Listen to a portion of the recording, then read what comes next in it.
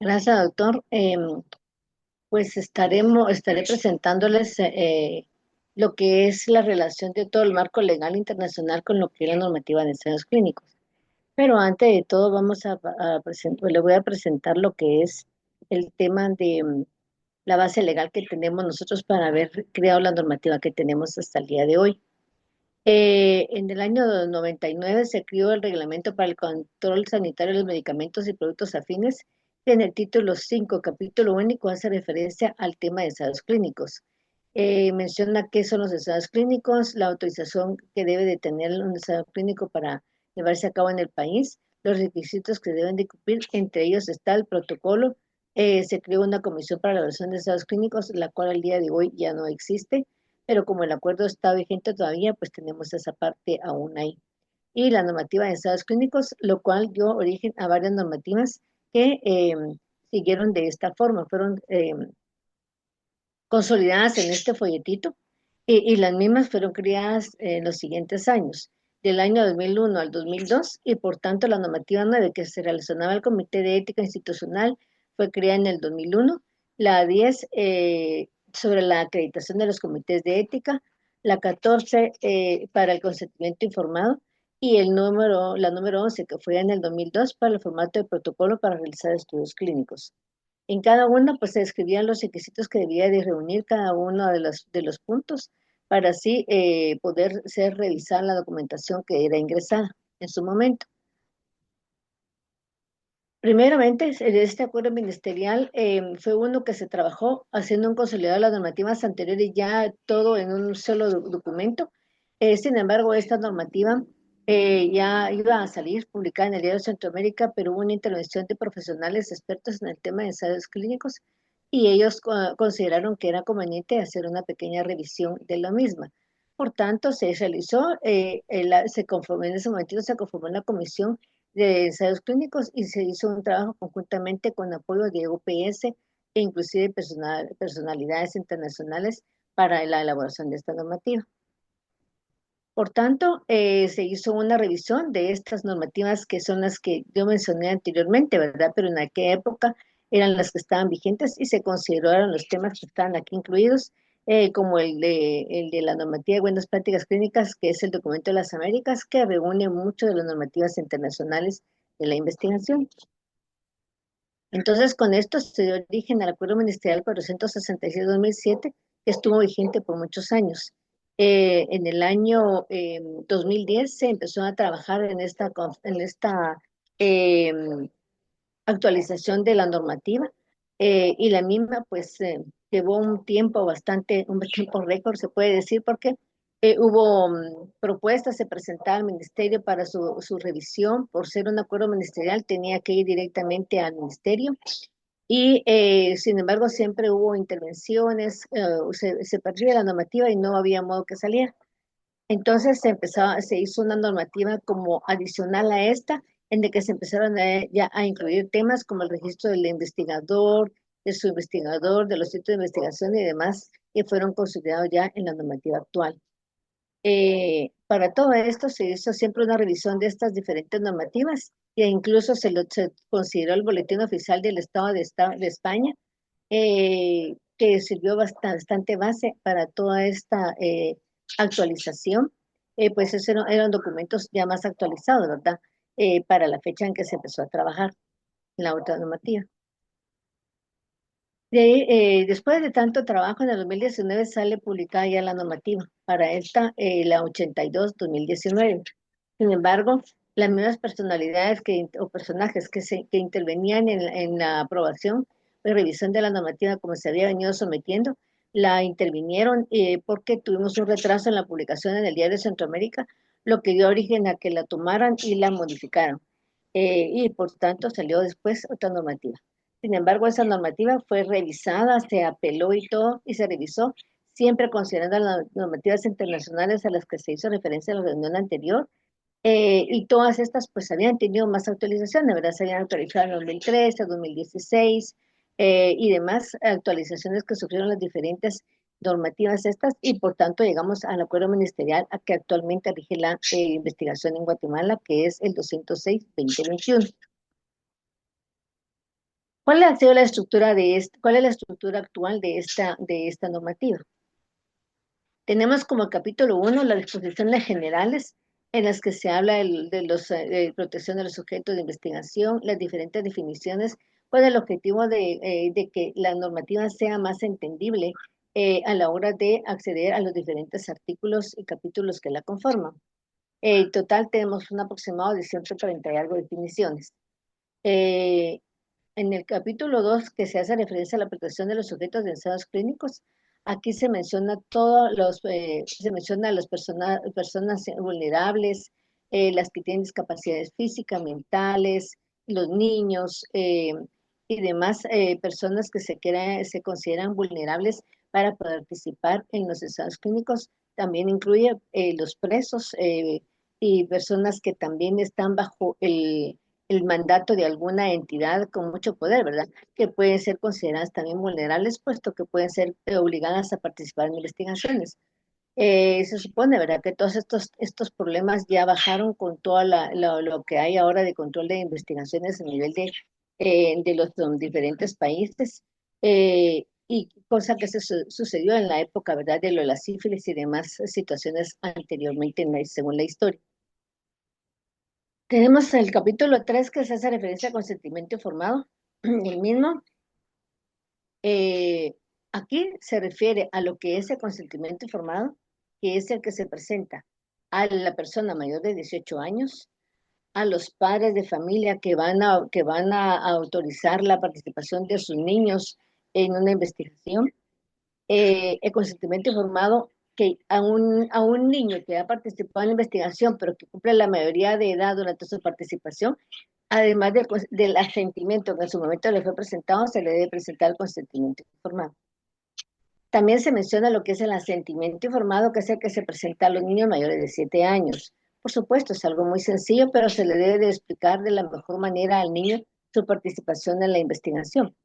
Eh, con el objetivo de que el niño realmente esté anuente, ¿verdad?, a participar.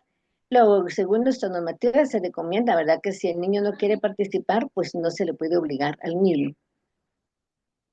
Pues, se presenta ese consentimiento, asentimiento, y en el consentimiento principalmente va toda la información de por qué es que se le está reclutando al sujeto de investigación, ¿verdad?, al participante de la investigación.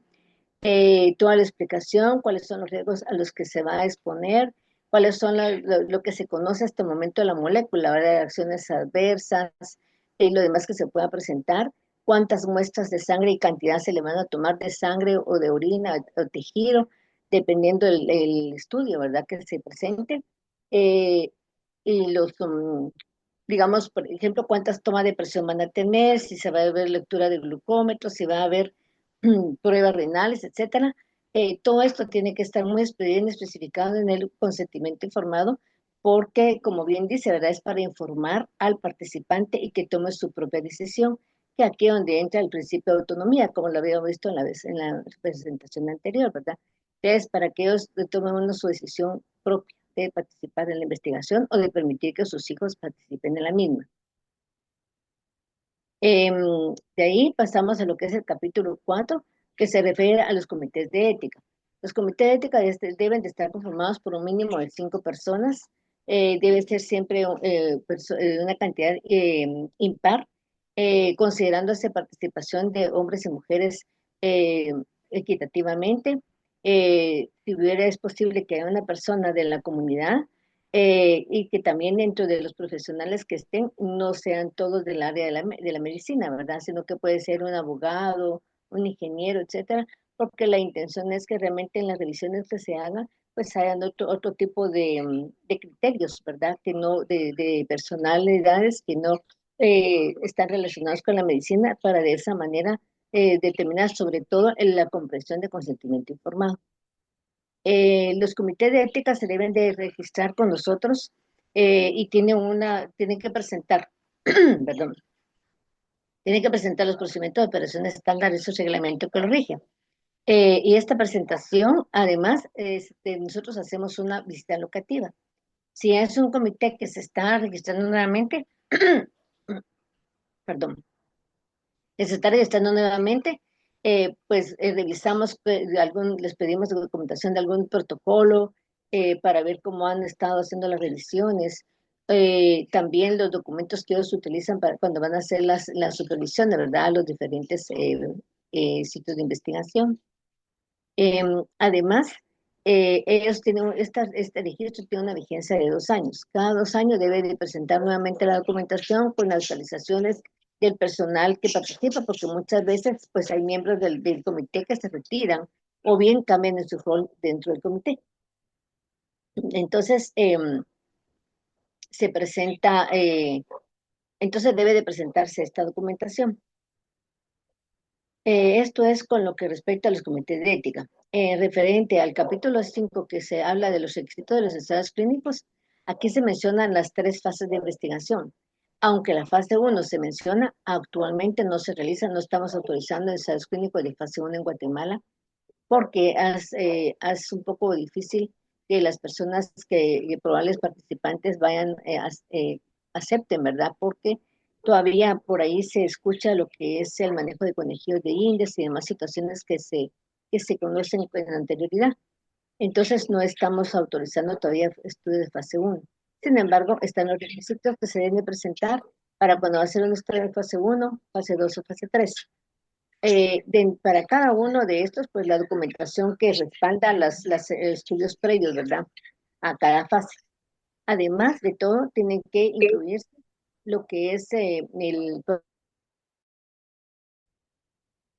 registro de investigación, el registro de todo el personal que va a participar en la investigación, el certificado de buenas prácticas de manufactura, el manual del investigador, dentro de todos los requisitos. Cada uno pues tiene sus especificaciones, como el caso del protocolo que debe tener la los objetivos, un resumen, la terapia que se va a utilizar, también el medicamento concomitante, si es que se permite, y todas las muestras que se van a tomar, etcétera. Esa es la información principal que debe tener el protocolo.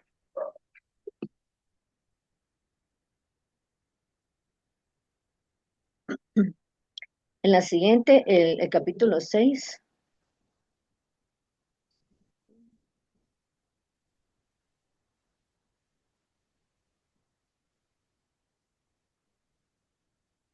El capítulo 6 se refiere a los estudios de farmacogenética. La mayoría de ensayos clínicos que están ingresando al país tienen como tema el estudio de farmacogenética. Esto con el objetivo de tomar muestras que van a ser almacenadas en biobancos. Asimismo, estos biobancos deben de mandar la información, los datos de dónde está ubicado el biobanco, y debe de haber un consentimiento informado exclusivo para estos estudios de farmacogenética, en el cual se le explica al participante que si no están de acuerdo en que se almacenen muestras, esas muestras, eso no va a afectar su participación en el estudio principal.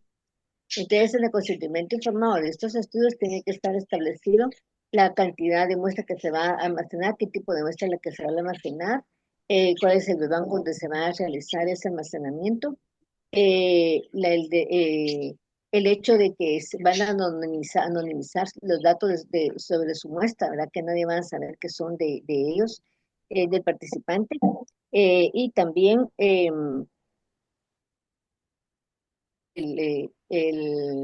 almacenamiento, pero siempre y cuando no se ha anonimizado la muestra de manera que no se pueda llegar hasta ella. También tiene que estar especificado el tiempo que va a estar almacenado el medicamento en ese biobanco, que puede ser de 15 y hasta 20 años. En lo que respecta al capítulo 7 de las enmiendas a los protocolos de ensayos clínicos, pues muchas veces hay muchos estudios en la que una misma molécula, por ejemplo, ahorita hay muchos estudios que una misma molécula se está probando para artritis o para problemas de psoriasis, cáncer y otros. Y entonces, si aquí en Guatemala se está llevando a cabo esto para psoriasis, por ejemplo, los datos que pueden generarse de los otros estudios en otros países van llegando y son considerados como para hacer modificaciones a este estudio que se está llevando en Guatemala. Entonces hay algunas enmiendas al protocolo, como considerar que se deben de hacer pruebas, por ejemplo, hepáticas, o que se deben de hacer más tomas de muestras o más presiones arteriales. Son aprobadas por el Comité de Ética y de ahí llegan a la sección de ensayos clínicos para que se aprueben y siempre, y muchas veces generan un consentimiento informado, porque esa nueva información puede ser que haga que el participante ya no quiera seguir en el estudio. O bien, pues siempre se le da la información, ¿verdad? Porque ellos de todas maneras tienen que tomar su decisión de continuar o no. Entonces, estas son las enmiendas que se pueden presentar. Algunas veces también hay algunos cambios en el manual de la investigación, alguna enmienda a un consentimiento informado. Estas enmiendas son las que se presentan. Algunas veces se presentan enmiendas administrativas como el cambio del monitor o el cambio de un coordinador, que como no afectan realmente la seguridad del sujeto de investigación, no lo notifican, pero nosotros no emitimos ninguna aprobación. Ahora, las enmiendas principales, como las indicadas inicialmente, sí, tienen que llevar una aprobación de nosotros también para que pueda llevarse a cabo ya ese sometimiento, consentimiento informado al participante. El capítulo 8 se habla de la experiencia a lo que es la conservación del expediente dentro del sitio de investigación. O también, digamos, algunas veces hay bodegas que se trasladan para, perdón, que los productos se trasladan a otra bodega, entonces tienen que notificar por garantizar que ese expediente sigue conservado adecuadamente, siempre manteniendo la confidencialidad. Este expediente puede ser realizado por una autoridad reguladora, principalmente nosotros, o bien de alguna otra, como la FDA, que ya han habido algunas inspecciones de la FDA, específicamente para un ensayo clínico. Entonces, el tema es este del expediente de ensayo clínico, la disponibilidad que tiene que tener para darlo a quien lo solicite, obviamente, pues personal autorizado y su conservación adecuada. Capítulo 9 que habla de los informes de los ensayos clínicos. Tenemos establecido que se presenta un informe cada 6 meses. Durante el primer año generalmente los protocolos de investigación no son autorizados cada año. Y en general, por ser protocolos de ensayos clínicos de cáncer, pues tardan hasta 10 años, ¿verdad? Entonces, cada año tiene que solicitar una reaprobación. Entonces, durante ese primer año, a los 6 meses deben de presentar un informe y a los otros 6 meses ya presentan otro informe con el cual solicitan la nueva reaprobación para que el estudio continúe. Esto se recomienda que sea mínimo un mes antes, ¿verdad?, de que termine su periodo, a su primer año, y así sucesivamente cada año. Y cuando termine el ensayo clínico, pues deben de presentar un informe final por sitio de investigación y al final, ya cuando el estudio concluye globalmente dentro del país, pues el patrocinador presentar un informe total de país. Eso es lo que está en este capítulo. Ya le lavé el bote. Si quiere lo mete, no le voy a dar una cubeta porque va a ser de esta fila. El capítulo 10 de la publicación del ensayo clínico. Se recomienda que se haga una publicación de los datos positivos o negativos, ¿verdad?, del ensayo clínico. Bien saben ustedes que estos resultados se presentan en las diferentes revistas indexadas y pues generalmente no presentan cuando hay resultado negativo, ¿verdad? Pero eso es algo que se recomienda como parte de la transparencia de lo que son las investigaciones. En el capítulo 11 se habla de las personas y entidades que participan en la ejecución de los ensayos clínicos. Dentro de las personas están el investigador, subinvestigador, coordinador, monitor y farmacéutico. Y cada uno de ellos debe de tener su registro correspondiente, cumpliendo con los requisitos que están establecidos dentro de la normativa. Ellos deben de registrarse y cada 2 años actualizar su registro. Y dentro de los requisitos, pues, si son profesionales, deben presentar sus títulos que lo acrediten como tal. El curso Buenas Prácticas Clínicas, si es la primera vez que lo presentan, pues el curso inicial. Y si no, pues ya en la actualización que se está aceptando que sea cada 2 años.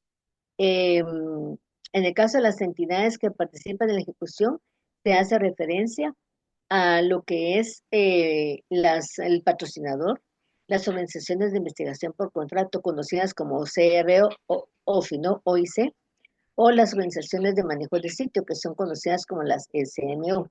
En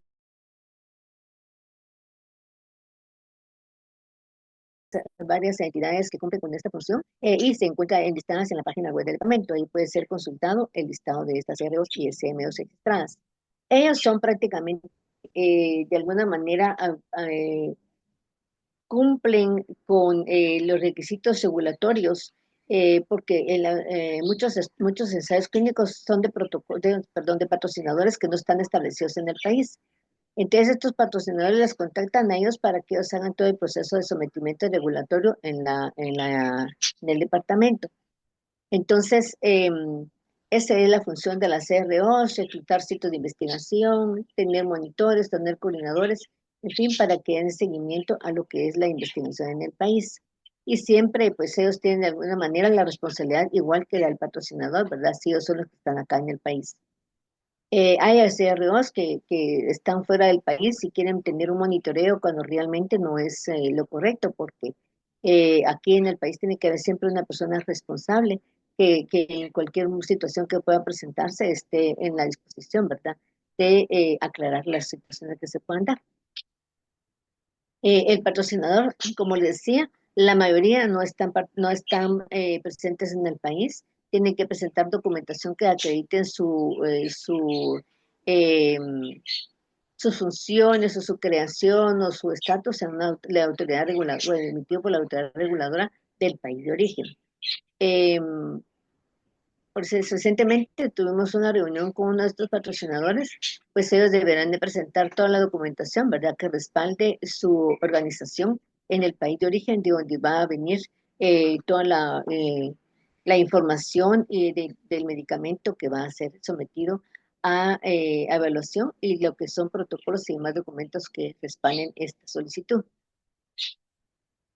Sí, estas entidades tienen que registrarse también cada 2 años, tienen que estar registradas en Guatemala como empresas establecidas con patente de comercio, con patente de sociedad, con representante legal registrado en el registro mercantil, eh, un organigrama, cómo ellos realizan las capacitaciones de sus monitores, su personal, ¿verdad?, que va a estar acá en Guatemala, y demás documentación para que se les pueda autorizar. Asimismo, se les hace una inspección locativa para verificar el área que nos garantice realmente una adecuada conservación de los archivos. Muchos, pues como hoy ya saben ustedes con la tecnología, muchos lo tienen en computadora, entonces les pedimos que nos presenten algún documento, ¿verdad?, que pasó con tal ensayo clínico, y vamos a verificar toda esa documentación del proceso que nos han seguido en el país. Bien, ahora en el capítulo 12, que se hace referencia a los sitios o centros de investigación, pues son las clínicas u hospitales que están participando como sitios o centros de investigación. También deben de registrarse, tener su patente de comercio, su organización, ¿verdad?, su organigrama dentro del sitio, que si pueden poner como un director médico o un representante legal, y presentar toda la documentación que corresponda a los profesionales o personal que participa dentro de la organización del sitio. Se hace una inspección locativa, y eso nos ha llevado a nosotros a sorpresas de ver sitios que son como hospitalitos de 5 camas, en fin, y que se ve la atención, las condiciones para ser atendidos adecuadamente los participantes. Deben de contar con área de atención, un área de recepción, el área de atención al paciente, donde se le va a explicar el consentimiento informado, el área de administración de medicamentos, el área de toma de muestras, sanitarios disponibles para ellos, un área de descanso para aquellos casos en los que toman muestras de sangre y vuelven a tomar otra, y así, ¿verdad? Y también, como muchas oportunidades, pues se les ofrece la alimentación, ¿verdad?, porque llegan en ayunas. Entonces, todas estas condiciones debe de reunir el sitio de investigación. Además, un área de archivo adecuado de la documentación de los ensayos clínicos, un área para almacenamiento de medicamentos con control de temperatura y humedad. Pueden haber necesidad también de que tengan incluso congeladores por en la conservación de muestras o incluso los mismos medicamentos que son utilizados. El área del archivo, propiamente de la documentación que les hacía mención, y garantizando siempre la confidencialidad del mismo, la protección contra plagas y demás cosas, ¿verdad? Que pueden afectar la conservación adecuada de esta papelería, además de los medicamentos, del área de medicamentos que les indicaba, que deben de tener todo bajo esos controles, con estanterías adecuadas, tal y como es cumplir con las buenas prácticas de almacenamiento, ¿verdad? Para garantizar la calidad del medicamento, que no hayan bajos de temperatura, esos controles que deben de tener para que no se salgan del rango en el que se debe mantener. También deben de contar con un área donde se van a colocar los medicamentos que van a ser para destrucción, ya sea por vencimiento, porque terminó el protocolo y el convenio con el patrocinador es eso, o bien porque la CRO los va a ir a tomar y los va a llevar, ¿verdad?, al área de destrucción. En fin, el caso es que este sitio de investigación debe de contar con todas estas características. Como les comento, pues muchos ya la tienen y ha sido satisfactorio para nosotros el que realmente se esté llegando a ese nivel, ¿verdad? Porque eso le da un estatus al país de un sitio de investigación adecuado. De los productos en investigación. Esto se refiere al medicamento, al control o al medicamento de investigación y demás medicamentos que puedan acompañar el ensayo clínico. Principalmente del producto de investigación se debe presentar el certificado de buenas prácticas de manufactura, lo cual nos va a garantizar la calidad del producto. Asimismo, la liberación de lotes, el resumen de producción de lote, que deben de adjuntarse para el caso de los productos biológicos y biotecnológicos. Entonces, esta documentación se presenta, debe tener pases de ley o apostillado, o bien muchas veces nos han mandado de la entidad algo de internet, pero mandan con los códigos QR, pues verificamos la autenticidad de esa documentación, ¿verdad? Entonces, eso es lo que ellos tienen que mandar. Además, el envase tiene que ser rotulado como medicamento de investigación, tener su lote, fecha también, y pues en los códigos patrocinador, así que identificado para que el medicamento, porque cuando se asigna el medicamento al paciente o al participante, se le da código. Entonces, con ese código se mantiene para mantener. Entonces, esta es lo que se puede en esta investigación. En el capítulo 14, que se hace referencia a la vigilancia de la seguridad de los productos en investigación, esto va relacionado con tanto el reporte de eventos adversos como de reacciones adversas que se puedan presentar durante el ensayo clínico. Desde el momento en que el paciente recibe consentimiento informado y le pase lo que sea, todo tiene que ser notificado. Y tiene que tenerle consentimiento informado antes de iniciar el estudio, ¿verdad? Hasta cualquier cosa que puede reportarse.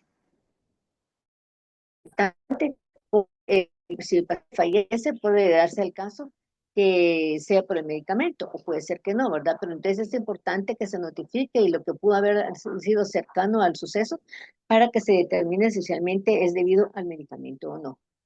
Y esto es lo que realmente es el objetivo del ensayo clínico, determinar esa seguridad y eficacia del medicamento de investigación. Por esto esta es una de las partes tan importantes en el desarrollo. El capítulo que se la muestra del material humano, que son las que yo le mencionaba, ¿verdad? Que en muchos casos, pues son las muestras que se van a almacenar en los biobancos, y el manejo, pues, correcto de las mismas. También nos envían lo que son los logs de envío que realizan al centro generalmente como son los laboratorios que hacen análisis de los residuos fuera del país, vía correo aéreo, ¿verdad? y entonces son trasladadas para allá y nos mandan ese listado de todo lo que mandan cada mes. Y aparte, pues, la administración de la traslado a terceros estados y demás. El capítulo 10 hace referencia a los aspectos económicos. En este punto se ha puesto que se tiene que pagar un arancel, está establecido los aranceles en una boleta que se encuentra en la página web. Sin embargo, en estos momentos ha estado en suspenso por situaciones hasta acá, no nos, solo nos dijeron que no se iba a cobrar, pero eso va dentro de esto, ¿verdad? Que se hacía ese pago. Pero, ponemos aquí, pues es la elección, de verdad, los medios para transportarse, para hacer las inspecciones. Y yo, aunque no es en sí económico, pues recordar que es obviamente pues es un salario que deben recibir las personas a que contamos con su personal para ejercer nuestra labor de fiscalización. El capítulo 17, que se refiere a la auditoría, las auditorías las realizan los patrocinadores a través de los monitores. Ellos todo se esté llevando a cabo de acuerdo al establecido protocolo. Si no hay alguna desviación que a dar algún dato equivocado, que los consentimientos informados fueron dados al participante posterior a la autorización por el Comité de Ética y por las sesiones de ensayos clínicos, que realmente se establece todo el orden, ¿verdad? Hay un uso adecuado de la documentación, la calidad, la gestión de calidad que ha tenido el protocolo dentro del sitio de investigación. Y como les años en la FDA, un sitio de investigación, le preguntaban al investigador, ¿verdad?, por qué había considerado a una paciente dentro del ensayo clínico si no eh, cumplía con algunos criterios. Sin embargo, el doctor se explicó que pues, el protocolo permitía en un momento dado, de acuerdo al criterio médico, incluir a un paciente en el ensayo clínico. Era una paciente con una infección urinaria grave con una forma. Entonces, el antecedente de la paciente él la incluyó, pero hubo una justificación, una razón y todo eso fue pues aceptado, ¿verdad?, por el personal de FDA. Pero este es el objetivo de las auditorías cuando ya viene ya de autoridades reguladoras, ¿verdad? Pensando en que se ha hecho algo mal. Sin embargo, laboratorios y personal pues tiene que estar atender la situación que se presentó. De estas auditorías, pues se solicita, ¿verdad?, que nos informen a nosotros cuándo la vienen a hacer, alguna vez a hacer en un momento, ¿no?, ¿verdad? Y demás, pero la auditoría responde al patrocinador. El capítulo 18, que se habla de las inspecciones de los ensayos clínicos, esa sí es una responsabilidad directamente nuestra. Nosotros deberíamos, pero no contamos con personal suficiente, pero deberíamos hacer inspecciones en el ínterin del año, primer año que se autoriza un ensayo clínico, ¿verdad?, para ir a ver cómo se está llevando a cabo, ver cuál es el manejo de la documentación que tiene, si la información del documento de fuente está adecuadamente pasado a la información que compete del formulario del cuaderno de recogida de datos y demás, toda esta información como parte del seguimiento de un ensayo clínico. En un sitio de investigación tenemos que hacer esto.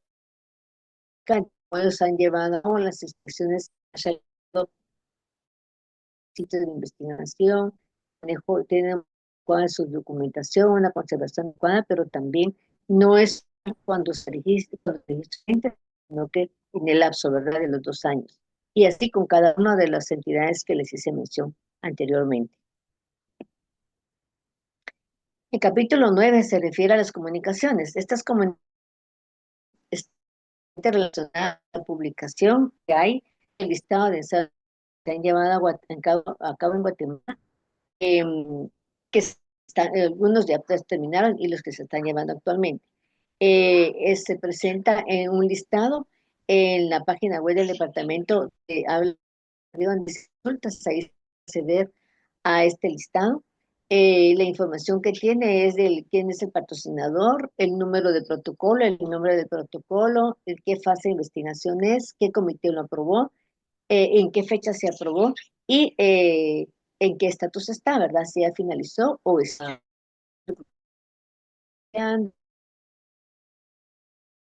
todavía la investigación. Que les mencionaba, ¿verdad? Hay un listado de los de ética revisados, así como las CROs y SMOs. Ese listado también lo encuentran ahí. Todo esto es con el objetivo de tener la mejor transparencia, ¿verdad? En nuestro trabajo. Demostrar todo lo que tenemos ahí para cualquier. En el capítulo 20 habla del incumplimiento de la presente normativa. Pues se mencionan, ¿verdad? Sanciones adecuadas, sanciones de acuerdo a lo que es lo que está establecido en el Código de Salud. Ha habido veces que hemos tenido que cancelar sitios de investigación, CROs que se han retirado, etcétera, ¿verdad? Entonces hemos tenido que actuar en casos de no cumplimiento. Un sitio casos se aprobó cada año, entonces no siguió participando. Hubo otros sitios que se cancelaron los ensayos clínicos porque la CRO se retiró del país y no hubo que diera respuesta, que dijera, mire, yo voy a tal cosa, tal otra. Entonces se les canceló el estudio de esos sitios de investigación. Entonces hemos tenido algunos casos en que sí hemos aplicado esta falta de cumplimiento. En el capítulo soluciones comunitarias se habla de lo que son las unidades de medicamentos.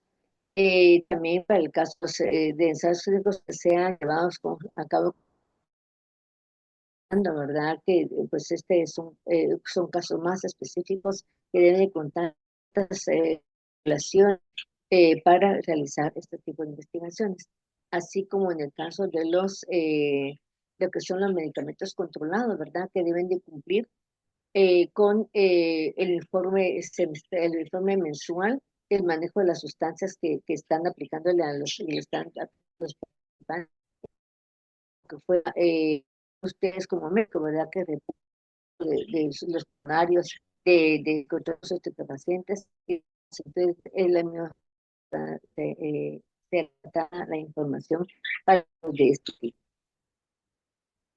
Y finalmente, pues tenemos unos anexos en la normativa, que es la carta de compromiso